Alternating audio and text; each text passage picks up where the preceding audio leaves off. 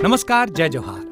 क्या आप भी गवर्नमेंट एग्जाम्स की तैयारी करना चाहते हैं? क्या आप भी मेमोरी टेक्निक्स और ट्रिक्स के जरिए बहुत ही कम समय में स्मार्ट स्टडी करना चाहते हैं? क्या आप चाहते हैं कि सीजी व्यापम टॉपर आपको पढ़ाए? तो डाउनलोड करिए योगेंद्र साहू क्लासेस ऐप। यहाँ 10 से अधिक गवर्नमेंट एग्जाम्स क्रैक करने वाले और सीजी व्यापम टॉप करने वाले योगेंद्र सर सीजीपीएससी और सीजी व्यापम के अंतर्गत होने वाले सभी एग्जाम्स की तैयारी कराएं। तो डाउनलोड करिए Yogendra Sahu classes app to be the best, learn from the best.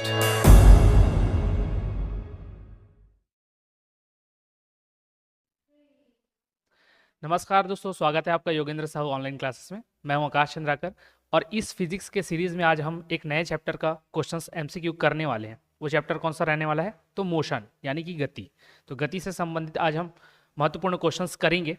ठीक है, इन क्वेश्चंस को करने से पहले मैं आप लोगों को बता देना चाहता हूँ कि ये जो सीरीज़ है लगातार चल रही है और इससे पहले वाले लेक्चर में मैं आप लोगों को बताया था कि जिन स्टूडेंट को पूरे एक्सप्लेनेशन के साथ में वीडियोस देखना है या चाहिए तो आप हमारे योगेंद्र साहू क्लासेस ऐप को इंस्टॉल करके वहाँ पर बहुत ही कम फीस पर जो कोर्स लाया गया है उससे जुड़ जाइए और वहाँ से तैयारी कर लीजिए। ठीक है, वहाँ पर पूरा एक्सप्लेनेशन आपको दिया जाएगा। यहाँ पर मैं केवल आपको थोड़े बहुत चीज़ों के साथ ही बता पाऊंगा। तो जितना आपको ज़्यादा अच्छे से पढ़ना है तो उस कोर्स के साथ जुड़िए।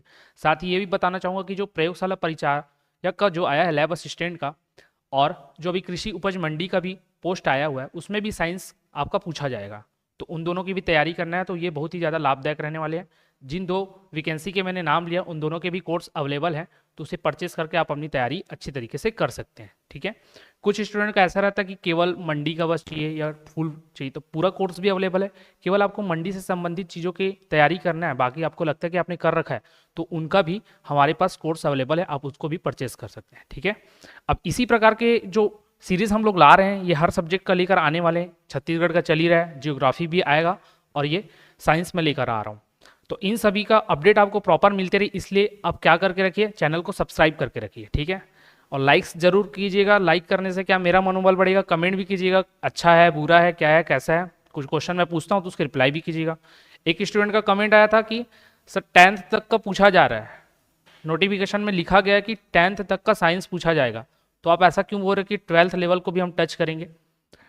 तो आप एक चीज़ बताइए, अगर आपने कभी तक उन स्टूडेंट को बोलना चाहूँगा कि अगर आपने अभी तक कोई एग्जाम दिलाया तो बताइएगा, सामान्य अध्ययन बोला जाता है 10th लेवल एनसीईआरटी, लेकिन क्वेश्चन पूछा जाता है धन विधेयक से संबंधित। तो अब बताइए मुझे कि ऐसा कौन सा स्कूल है या कौन सा बोर्ड है जहाँ पर 10th के स्टैंडर्ड में धन विधेयक पढ़ाया जाता है?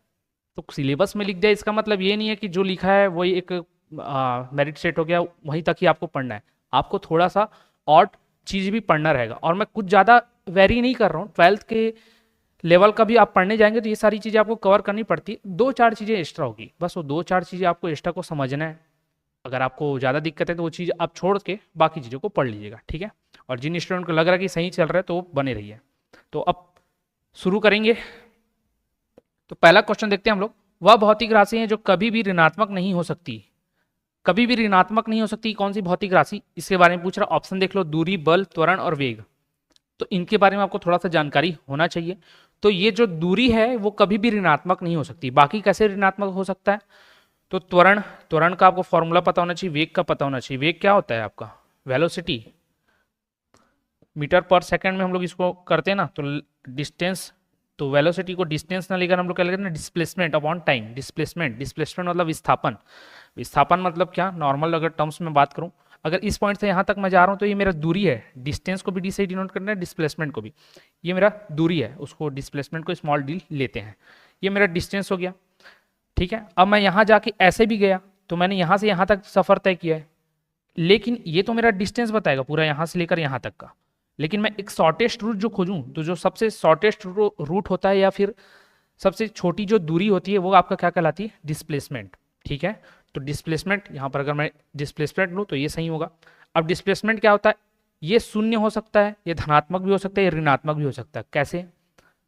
अगर मैं यहाँ से गया, यहाँ गया और वापस यहीं पर आ रहा हूँ तो मेरा डिस्प्लेसमेंट कहाँ है? जहाँ से मैंने शुरू किया था वहीं पे पहुँच गया हूँ, तो डिस्प्लेसमेंट मेरा क्या होगा? शून्य। तो जब ये शून्य होगा तो 0 के बटे में कुछ भी हो क्या हो जाएगा? शून्य। अगर यहाँ से मैंने शुरू किया था, यहाँ तक गया, मैं वापस यहाँ आके और इस ओर चले जाता हूँ तो मैं अपनी प्रारंभिक स्थिति से पीछे की ओर गया हूँ। पीछे की ओर गया हूँ मतलब नेगेटिव, तो अब डिस्प्लेसमेंट अगर नेगेटिव होगा तो आपका वेलोसिटी भी क्या होगा, नेगेटिव होगा। अगर ये यहाँ से चलकर मैं यहाँ रुक के यहाँ रुक गया हूँ तो अभी शॉर्टेज डिस्टेंस में मैं आगे की ओर हूँ, मतलब पॉजिटिव है मेरा डिस्प्लेसमेंट, तो आपका वेलोसिटी भी क्या होगा, पॉजिटिव होगा। तो ये कॉमन चीज़ें थी, इसको समझना। तो इस वजह से वेलोसिटी धनात्मक भी हो सकता है, ऋणात्मक भी हो सकता है और शून्य भी हो सकता है। वेलोसिटी से आगे हम बढ़ते हैं, इसमें जो चेंजेस होता है वो क्या कहलाता है, एक्सेलरेशन, त्वरण। तो त्वरण भी धनात्मक ऋणात्मक शून्य हो सकता है। बल, बल मतलब समझ लो मैं किसी चीज़ को धक्का दे रहा हूँ तो बल लगा रहा हूँ, तो वो आगे की ओर जा रहा है तो धनात्मक। अगर मैं दीवार पर बल लगा रहा हूँ, दीवार हट नहीं रहा, तो वहाँ पर मेरा बल क्या हो गया, शून्य। लेकिन किसी चीज़ को मैं ऐसे ढाल वाली जगह पर, ये ढाल वाला जगह है समझ लो, और इस ओर मैं लेकर जा रहा हूँ, तो कभी कभी होता है एक टाइम के बाद क्या होता है कि आदमी खुद पीछे आना चालू हो जाता है। जितना बल लगा रहे हैं लेकिन वो ऊपर नहीं जाके खुद नीचे की ओर फिसलना चालू हो जाता है, तो वहाँ पर बल क्या हो जाता है, ऋणात्मक। इसलिए ये भी ऋणात्मक होगा। तो कौन सा नहीं होगा, केवल दूरी नहीं होगा। दूरी आप इतना चलो, यहाँ चलो, ऐसे कैसे भी चलो, आपका दूरी आप बताओगे कि आप 5 किलोमीटर गए थे, 4 किलोमीटर गए थे, जैसा भी। जैसे आप घर से निकलते होगे क्या, वॉकिंग के लिए, तो आप घर से निकल कर वापस अपने घर पे आते हो ना, तो उसमें क्या आप देखते हो, जैसे कि आजकल स्मार्ट वॉच का जमाना है, तो उसमें बता देता है आपने इतना डिस्टेंस ट्रैवल किया है, चला है, तो आपका डिस्टेंस कभी भी ऋणात्मक नहीं होता है। ठीक है, तो ये बेसिक चीज़ें थी, तो समझ लेना यहाँ से क्या, दूरी जो है ऋणात्मक नहीं होती है। ठीक, क्वेश्चन नंबर 2 में चलते हैं। खाली स्थान का उपयोग एक वस्तु की समग्र गति का वर्णन करने और किसी दिए गए समय पर इसकी प्रारंभिक स्थिति के संदर्भ में अंतिम स्थिति का पता लगाने के लिए किया जाता है। तो इसको समझिएगा, क्या बोला, गति का वर्णन करने के लिए। गति मतलब क्या, स्पीड। स्पीड दो टाइप के होंगे, एक तो वेलोसिटी में इसको बोला जा सकता है, और दूसरा बोला जा सकता है नॉर्मल जो स्पीड होता है उसमें ही। यहाँ गति को स्पीड ना लेके मैं बोल सकता हूँ मोशन, यहाँ स्पीड लेके ना बोला जाएगा क्या, मोशन। मोशन, तो मोशन दो टाइप के, एक वेलोसिटी में और स्पीड में। वेलोसिटी में आपका डिस्प्लेसमेंट आता है और यहाँ क्या आता है, आपका डिस्टेंस आता है। तो दोनों के लिए क्या चाहिए, प्रारंभिक स्थिति से अंतिम स्थिति का पता लगाने के लिए एक जगह क्या चाहिए मुझे, डिस्प्लेसमेंट, एक जगह क्या चाहिए, डिस्टेंस। हिंदी में बोलूँ तो दूरी और विस्थापन। तो आपका सही आंसर क्या होगा, दूरी और विस्थापन। ठीक है, अगले क्वेश्चन पर चलते हैं। क्वेश्चन नंबर 3, इसमें बोला गया वेग और समय का गुणनफल प्रदान करता है। वेग और समय का, वेग मतलब वेलोसिटी v, और टाइम इसका क्या होता है। तो वेलोसिटी की इक्वल टू क्या बता था, d/t। तो ये इसको इधर कर दूंगा तो v × t हो जाएगा। तो ये क्या बताएगा, d मतलब डिस्प्लेसमेंट, डिस्प्लेसमेंट मीन्स विस्थापन। तो इसका सही आंसर क्या होगा, विस्थापन। ठीक, क्वेश्चन नंबर 4 देखते हैं। यदि किसी वस्तु द्वारा तय की गई दूरी शून्य है तो वस्तु का विस्थापन कितना होगा। तो दूरी तो शून्य है, दूरी विस्थापन के अंतर्गत ही आ गया, तो विस्थापन कितना होगा। अभी मैंने बताया कहीं से चलकर आप वापस उसी स्थान पर आते हैं तो विस्थापन आपका क्या हो जाता है, शून्य। तो कितना दूरी चला वो मैटर नहीं करेगा, और बोल भी दिया है यहाँ दूरी शून्य है, तो विस्थापन खुद ब खुद क्या हो जाएगा, शून्य हो जाएगा। क्वेश्चन नंबर 5 देखते हैं। एक वस्तु को ऊपर की ओर फेंका जाता है, यह 100 मीटर की ऊंचाई तक जाती है और फिर फेंकने वाले के पास वापस आ जाती है। मैसेज जैसे कि मान के चलो ये है, मैंने ऐसे ऊपर फेंका और ये वापस मेरे पास आ गया। ठीक है, तो इसके लिए पूछ रहा है कि कौन सा, इसमें से 4 लाइन दिए गए हैं, 4 ऑप्शन है, उसमें कौन सा होगा। तो वस्तु का वास्तविक विस्थापन 50 मीटर होगा। कैसे होगा, 100 तो गया, ऐसा थोड़ी ना कि ऊपर 100 गया तो नीचे वापस आया तो कम हो जाएगा। वस्तु का द्वारा तय की गई कुल दूरी शून्य होगी। ठीक है भाई, शून्य हो सकती है बिल्कुल, लेकिन दूरी की जगह क्या, यहाँ पर और ऑप्शन दिया, देखते हैं। वस्तु का वास्तविक विस्थापन 100 मीटर होगा, नहीं ऐसा तो नहीं है। वस्तु का वास्तविक विस्थापन शून्य होगा, तो ये आपका सही आंसर है, विस्थापन शून्य होगा। क्यों, क्योंकि ये गया और वापस मेरे ही पास आया, और अभी मैंने इस चीज को समझाया, जहां से शुरू किया और वहीं पर वापस आता है तो विस्थापन शून्य होता है। दूरी क्या होगा, डबल होगा ना, यहाँ से 50 मीटर गया और 50 मीटर वापस आया तो 100, और यहाँ पर क्वेश्चन में दिया 100 मीटर, 100 मीटर ऊपर गया तो 100 मीटर नीचे भी तो आया, तो दूरी पूछता तो 200 मीटर, तो दूरी शून्य नहीं होगा, 200 मीटर होगा, विस्थापन उसका शून्य होगा। तो सही आंसर आपका ऑप्शन नंबर डी होगा। क्वेश्चन नंबर 6 देखते हैं। एक चालक समान गति से अपनी कार को चलाता है और 60 सेकंड में 288 मीटर की दूरी तय करता है, गति ज्ञात करो। यहाँ पर गति की बात की गई है, यहाँ पर वेग नहीं लिखा गया है, ना स्पीड नहीं लिखा गया है। ठीक है, यहाँ पर स्पेसिफाइड नहीं किया गया, स्पेसिफाइड नहीं किया गया तो उसको आप इधर से समझ सकते हो। ऑप्शन में आपको सभी अंक दिख रहे हैं, कहीं पर शून्य नहीं दिख रहा है। अगर वेग की बात करता तो उसके लिए आगे बताऊंगा, क्वेश्चंस मिलेंगे आपको। तो यहाँ पर गति है से यहाँ पर संदर्भ था, इंग्लिश में अगर मैं क्वेश्चन देखा था तो उसमें स्पीड के बारे में पूछा था, ना कि वेलोसिटी। तो स्पीड में क्या होता है, डिस्टेंस अपॉन टाइम लगा लो। यहाँ पर अगर मैथ्स पढ़े होगे तो ये आराम से कर सकते थे, तो समझना था। डिस्टेंस 288 है, 60 सेकंड चलता है, ये मीटर में है, ये सेकंड में है। मेरा यूनिट भी मीटर पर सेकंड में है, तो चेंज करने की ज़रूरत नहीं है।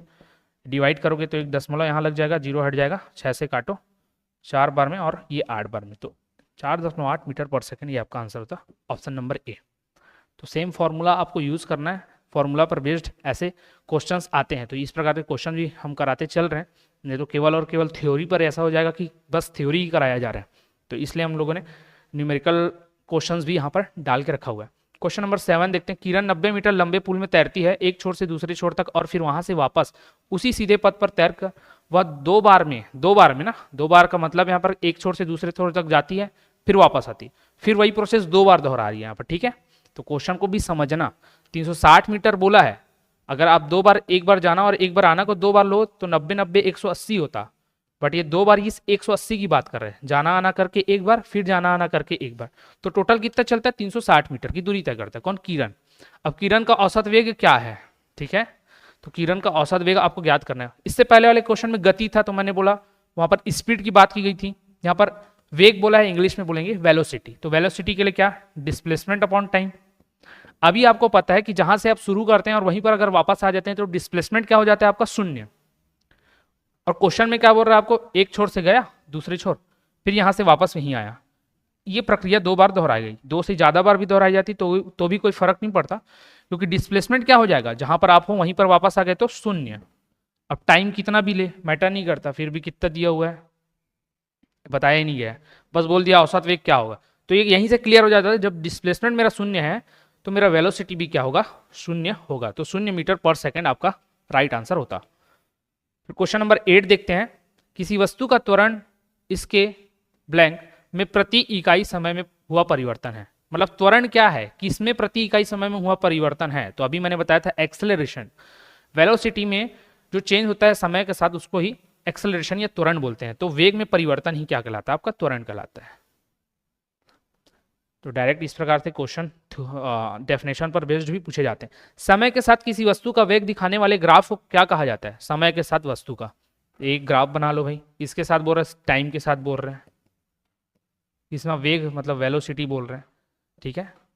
इस पर जो ग्राफ बनता है वो कौन सा ग्राफ कहलाता है? ऑप्शन है वेग समय ग्राफ, वेग विस्थापन ग्राफ, वेग गति ग्राफ और वेग दूरी ग्राफ। तो ये आपका वेग समय ग्राफ कहलाता है, इसका आपको ध्यान में रखना है। क्या कहलाता है? वेग समय ग्राफ, क्योंकि दिया ही क्या गया है? वेग और समय दिया गया है, ठीक है। तो वेग समय ग्राफ कहलाता है। और एक किस प्रकार का होता है? लीनियर होता है ना, सरल रेखा में होता है ये समय ग्राफ। क्यों? क्योंकि समय के समानुपाती आपका वेग बदल रहा है। तो ये पूछा भी जाता है कि उसका जो वेग समय ग्राफ है किस प्रकार का होता है? तो लीनियर होता है, एक सरल रेखा में होता है। Question number 10। एक भीड़ भाड़ वाली सड़क पर एक बस की गति कैसी होगी? उसका उदाहरण क्या है? असमान होगी, एक समान होगी, वृत्तीय होगी या रेखीय होगी? तो नॉर्मल आपने ट्रैवल किया होगा तो पता है, भीड़ भाड़ वाले इलाके में जाते हैं तो बस कैसे चलती है? कभी रुकती है, कभी तेज चलती है, फिर कभी स्लो हो जाती है, ठीक है। तो ये असमान गति के उदाहरण है। भीड़ भाड़ वाले इलाके में बस की गति किसका उदाहरण है? असमान गति का उदाहरण है। लग रहा होगा कि ऐसा सिंपल क्वेश्चन आता है क्या? ऐसा ही क्वेश्चन आता है। यहाँ पर आपको सिंपल भले लगेगा, लेकिन पेपर में जब आप बैठेंगे, एग्जाम दिलाने बैठेंगे, तो वहाँ पर आपको ये सब समझने में थोड़ा सा दिक्कत हो सकता है, ठीक है। तात्कालिक वेग और औसत वेग तब बराबर होते हैं जब वस्तु ब्लैंक। तो तात्कालिक वेग मतलब इंस्टेंट जो आपकी वेलोसिटी है, अभी तात्कालिक रूप से जो आपकी वेलोसिटी है v1 मान लेता हूं, और औसत वेग बोल रहा है एवरेज, v एवरेज, ये कब बराबर होंगे? कब बराबर होंगे? ऑप्शन देख लेते हैं। एक समान त्वरण में, एक वृत्त में चल रहा हो, एक खाली मतलब में परिवर्ती त्वरण हो और शून्य त्वरण हो। एक समान त्वरण, परिवर्ती त्वरण, शून्य त्वरण, या फिर वृत्त में चल रहा हो। तो देखना, इंस्टेंट मतलब मैं अभी चल रहा हूं, अभी मैं जिस वेग से चल रहा हूं, और ये कब बराबर होंगे? जब मेरा त्वरण चेंज नहीं होगा, मतलब मैं एक्सेलरेशन नहीं करूंगा। बाइक का एग्जांपल लेते हैं। बाइक अगर मैं चला रहा हूं एक कांस्टेंट स्पीड 60 की स्पीड पर मैं चला रहा हूं, ठीक है। तो 60 की स्पीड पर अभी अगर मैं जा रहा हूं एट द मोमेंट, तो मेरा क्या हो जाएगा? वो तात्कालिक वेग, ठीक। अब औसत वेग, अब मैं 60 की स्पीड से शुरू किया था और 60 की स्पीड पर ही मैं चल रहा हूं, और जहां पर मैंने रुका या जहां पर भी मैंने अपनी गाड़ी को रोका, वहां पर भी मान के चलो मैं 60 की स्पीड में ही रुका, जो कि असंभव है, लेकिन एग्जाम्पल के तौर पर।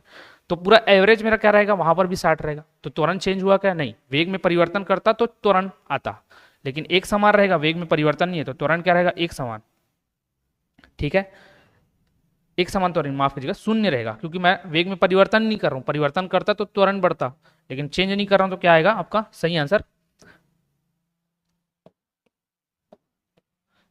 शून्य त्वरण। तो शून्य त्वरण की स्थिति में आपका तात्कालिक वेग और औसत वेग बराबर होता है। ठीक है,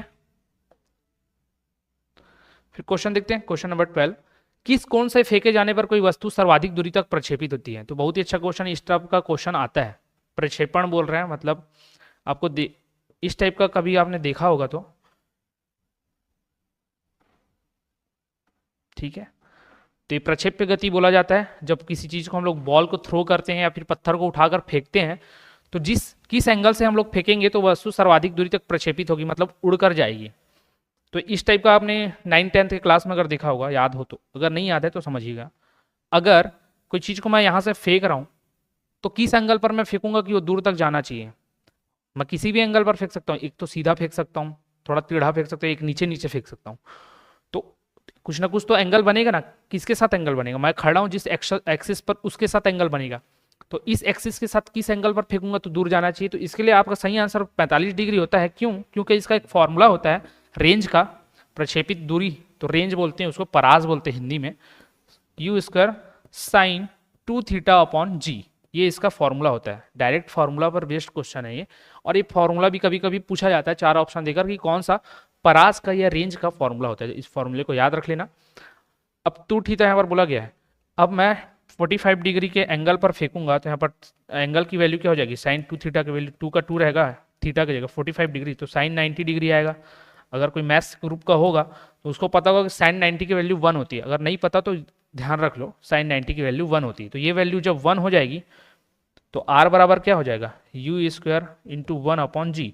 और एंगुलर में, एंगल में कभी भी जाते हैं तो 1 मैक्सिमम होती है और मिनिमम -1 तक जाता है ये। ठीक है, साइनोसॉइडल वेव फॉर्म जो रहता है ना, ये तो 1 और ये -1, तो मैक्सिमम 1 तक ही जाएगा। 1 आ गया तो यही आपकी सर्वाधिक होगी। तो किस एंगल पर प्राप्त हुआ? 45 डिग्री पर। ठीक है, तो 45 डिग्री के एंगल पर आप फेंकेंगे किसी भी चीज को तो वो सर्वाधिक दूरी तक जाएगा। क्वेश्चन नंबर 13 देखते हैं। किसी प्रक्षेप्य का प्रक्षेप वक्र, मतलब उसके डिस्टेंस को बोल रहे हैं या फिर इसके आकार को बोल रहे हैं। ये जो आकार बन रहा है ना, ये जिस भी डायमेंशन में बन रहा है इसकी बात कर रहा है कि ये इसका वक्र जो होता है वो कौन से आकार का होता है। तो इसको परवलय बोलते हैं, परवलयाकार, तो परवलय बोलते हैं। ठीक है, तो इसको ध्यान में रखना। तो उसका पथ कैसा होता है, इसका जो दूरी जो तय करने का मार्ग रहता है किस प्रकार का होता है? परवलयाकार होता है। तो परवलय आपको याद रखना है, इलिप्स बोलते हैं इसको इंग्लिश में, एलिप्स।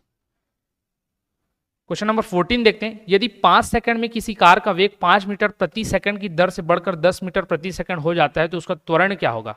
तो वेग की बात की गई है, एक v बोल दिया 5 सेकंड टाइम लेता है और 5 सेकंड टाइम के बाद क्या हो जाता है? ये v2 10 हो जाता है। तो परिवर्तन हो रहा है। a बराबर क्या पड़ा था? dv/dt बोलते हैं टेक्निकल टर्म्स में या फिर फिजिक्स के टर्म्स में। तो dv मतलब क्या? इसमें चेंजेस, ये तो 5 ही सेकंड में चेंज हो रहा है, 0 से 5 तो 5 ही आएगा।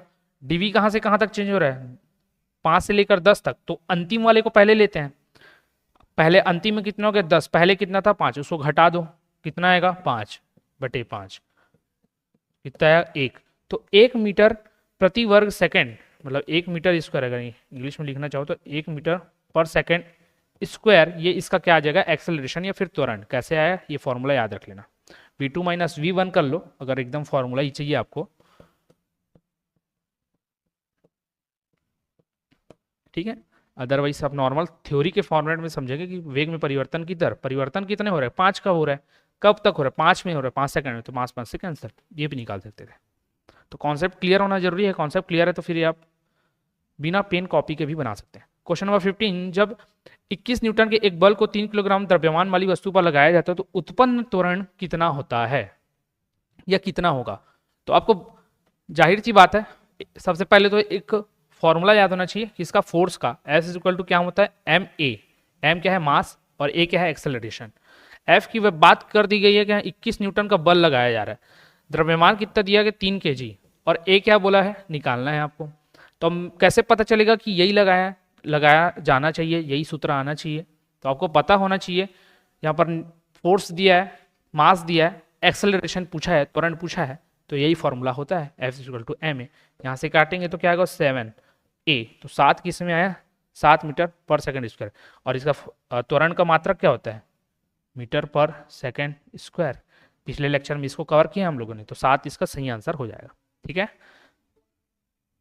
क्वेश्चन नंबर 16 देखेंगे। गति का दूसरा नियम किससे संबंधित है? तो गति का दूसरा नियम किससे संबंधित है? तो गति के आपको 3 नियम होते हैं, ये पता होना चाहिए। पहला जड़त्व का नियम होता है, दूसरा होता है जिसमें गति का दूसरा नियम जिसमें हम लोग को बल का व्यंजक प्राप्त होता है। बल का व्यंजक जो अभी मैंने बताया F = ma, ये गति के दूसरे नियम से ही प्राप्त होता है ना, इसका ध्यान रखना, पूछा जाता है डायरेक्ट। जो बल का व्यंजक है या बल का जो फॉर्मूला है किस नियम से आता है? तो गति के दूसरे नियम से आता है। ठीक है, और ये दूसरा नियम क्या बोलता है? संवेग में परिवर्तन की दर, संवेग में परिवर्तन की दर आरोपित बल के समानुपाती होती है। इतना आपको ध्यान में रखना है, संवेग में परिवर्तन की दर आरोपित बल के समानुपाती होती है। ठीक, ये बोला जाता है, तो इसका आपको ध्यान में रखना है। तो दूसरा नियम में संवेग की बात की जा रही थी, यहाँ पर क्या होता है, हो जाएगा संवेग आपका सही आंसर हो जाएगा। ठीक, तो क्वेश्चन नंबर 16 देख लिए। क्वेश्चन नंबर 17 देखते हैं। निम्नलिखित में से न्यूटन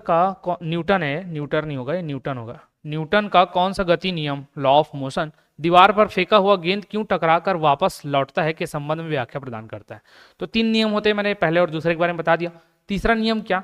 तीसरा नियम क्रिया के विपरीत लगने वाला प्रतिक्रिया बल। मतलब तीसरा नियम ये बताता है गति का कि क्रिया के विपरीत प्रतिक्रिया बल लगती है। कैसे? जैसे मैं ये लिख रहा हूँ, जैसे मान के चलो मैं अपना ही नाम लिख ले रहा हूँ, तो यहाँ लिखने में भी बल लग रहा है, फोर्स लग रहा है, और ये लिख रहा हूँ तो ये बोर्ड भी इस पेंसिल पर उतना ही बल आरोपित कर रहा होगा जितना इसके द्वारा इस बोर्ड पर किया जा रहा है। तो उसी चीज को बोलते हैं गति का तीसरा नियम। ठीक, अब तीसरे नियम को क्यों बताया? क्योंकि ये एग्जाम्पल उसी का है कि दीवार पर फेंका हुआ गेंद क्यों टकराकर वापस आ जाता है, क्योंकि वहां गति का तीसरा नियम काम करता है। अगर मैं कोई चीज को फेंक रहा हूं तो वो वहां से वापस आएगा, वही गति का तीसरा नियम है, क्रिया के विपरीत प्रतिक्रिया बल। ठीक, क्वेश्चन नंबर 18 देखते हैं। निम्नलिखित में से कौन सा कथन गलत है? तो गलत के बारे में पूछ रहे, गलत देखते हैं कौन कौन सा होगा। 4 ऑप्शन यहाँ पर दिए गए हैं, चारों ऑप्शन को देखते हैं। जब एक बस अचानक रुकती है तो बस में बैठे एक यात्री को पीछे की ओर झटका लगता है। तो आप अपने आप को महसूस कीजिए उस स्थान पर, जब कभी आपने बस में सफर किया होगा, तो जब भी ड्राइवर ब्रेक लगाता है तो अचानक से बस रुकती है, तो उस कंडीशन में आप आगे जाते थे या पीछे जाते थे? ठीक है, तो आप कैसे होते हो? आप आगे की ओर जाते हो, ना कि पीछे की ओर। तो ये तो गलत हो गया, और कथन गलत है पूछा तो यही सही आंसर हो जाएगा आपका। सही आंसर क्या होगा? Option number A. बाकी को देख लेते हैं। एक व्यक्ति चलती बस से कूदता है तो वह गिर जाता है। सही बात है, आप रनिंग करते हुए चलते हुए बस से अगर कूदते हैं तो आप पीछे की ओर गिर जाते हैं। ठीक है, तो ये तो सही बोल रहा था।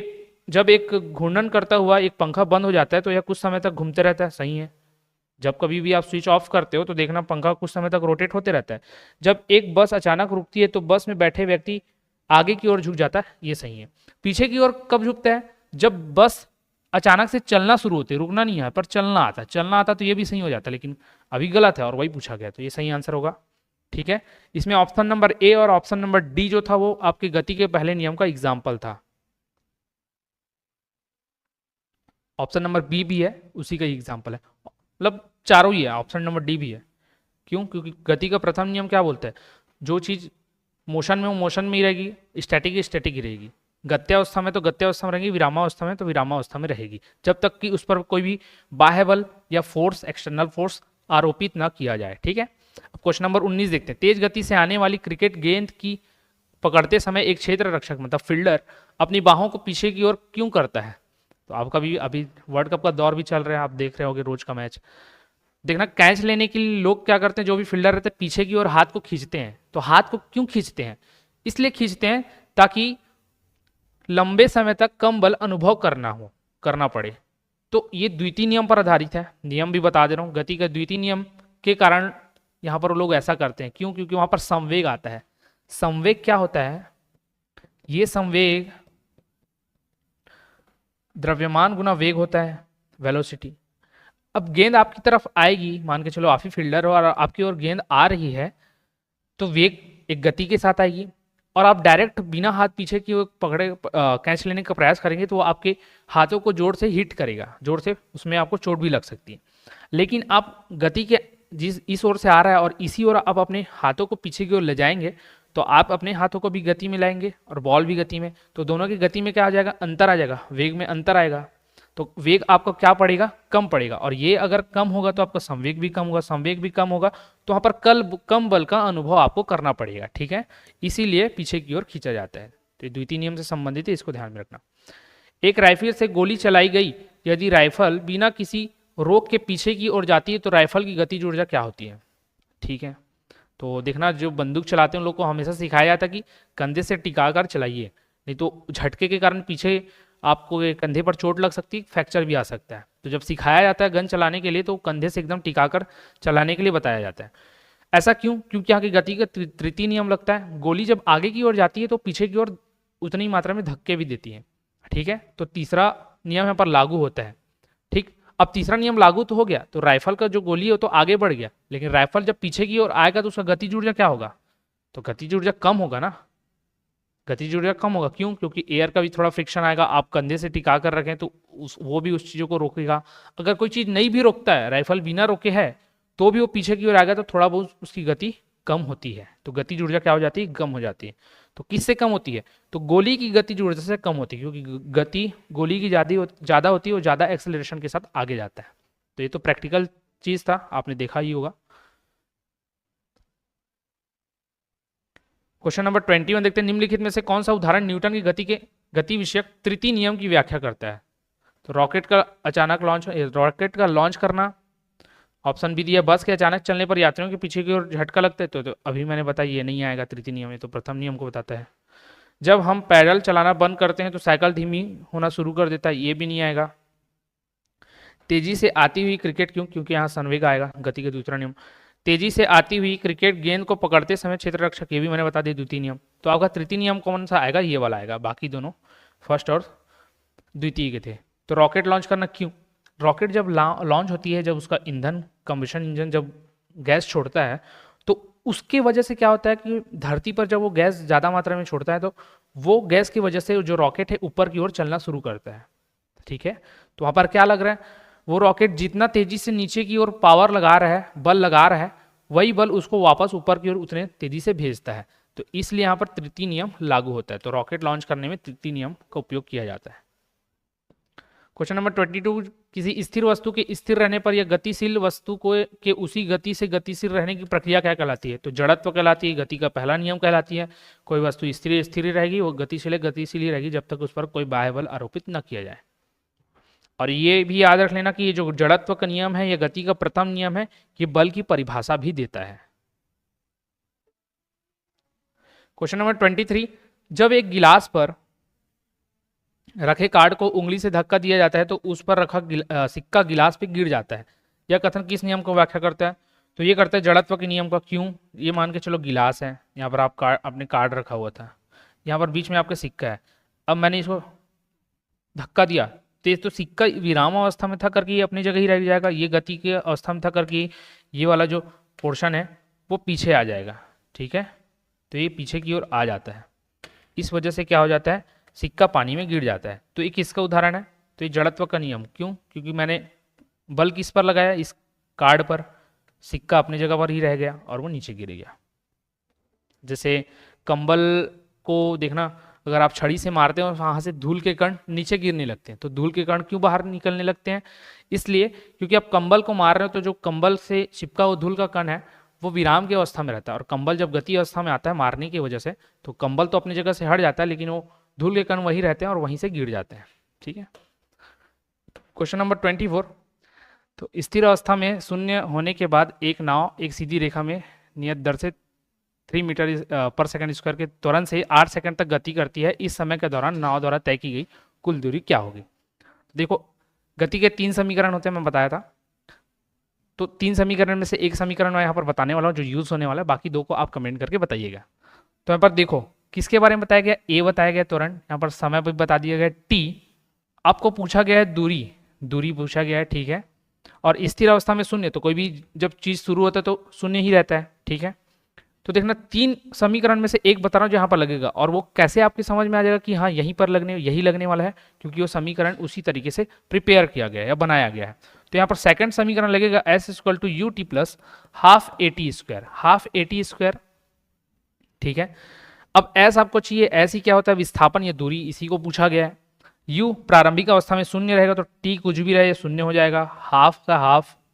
ए क्या है, एक्सेलरेशन आपका 3 और टी क्या है, स्क्वायर है, टी आपका 8 का स्क्वायर, ठीक है। अब देखो ये तो 0 हो गया, तो 0 प्लस हाफ इंटू 3 इंटू 88 64, ये हो जाएगा, ये 2 से चले जाएगा 32 बार में, और 3 बार जब उसका मल्टीप्लिकेशन आप करेंगे तो ये 96 होता है। और एस पूछा गया तो ये किस में आएगा, 96 मीटर में आएगा, ठीक है। तो ये गति के दूसरे समीकरण से इसको बनाना था, तो इस तरीके से आप बना सकते हैं। अब जो बाकी दो जो समीकरण है उसको आप कमेंट करके मुझे बताइएगा कि बाकी दो समीकरण के फॉर्मूला क्या है, ठीक है।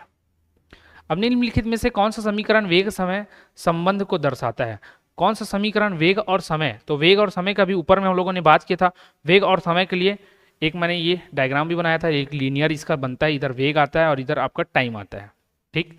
अब इसको कौन सा दर्शाता है, एक तो ये था जो अभी इसके बारे में हम लोगों ने चर्चा की, द्वितीय जो समीकरण होता है, ये जो है option number C, v equal to U plus A T, ये आपके वेग और समय के बीच संबंध को दर्शाता है। वेग और समय के बीच में ये वेग विस्थापन मतलब स्थिति और समय के बीच में बोले तो ये वाला आ जाएगा द्वितीय नियम, ठीक है।